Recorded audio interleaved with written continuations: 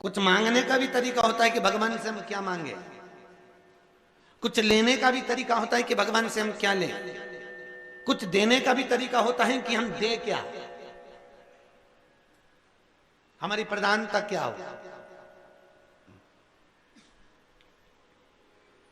क्यों लिखा विष्णु पुराण में, क्यों लिखा शिव पुराण में, क्यों लिखा भागवत में कि 3 चीजें हमेशा सोच समझ कर दो, एक गाय, एक लक्ष्मी और एक बेटी।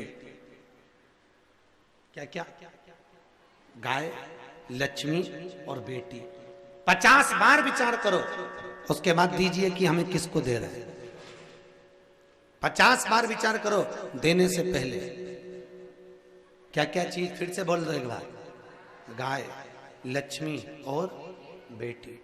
गौ माता को देने से पहले विचार करना कि गाय हम किसी भी ऐसे ब्राह्मण को तो नहीं दे रहे जिसके यहाँ खुद के रहने की जगह नहीं है। अगर हम ऐसे ब्राह्मण को दे दें और ब्राह्मण उस गाय को ले ले, सोने के सींग, चांदी के खुर के चक्कर में, बाल्टी साड़ी के चक्कर में, जब तक दूध दी गाय ने तब तक ब्राह्मण ने रखी, फिर उसने बेच दी। बेच के तीसरे के पास, चौथे के पास बिकते बिकते बिकते वो कसाई के पास चली गई। और बाद में जब कसाई के घर में गाय को कटा तो गाय ने ब्राह्मण को बद्दुआ नहीं दी, जिसने संकल्प दिया था बद्दुआ उसको दी।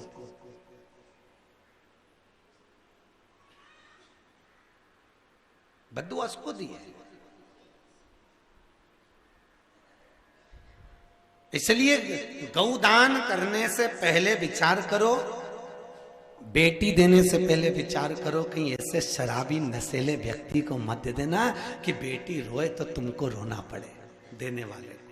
और लक्ष्मी देने से पहले विचार करो कि जिसके कटोरे में दे रहे हो ये कहीं मदिरा पान में, वेश्यावृत्ति में, जुए में, मांसाहार में लगा तो नहीं रहा।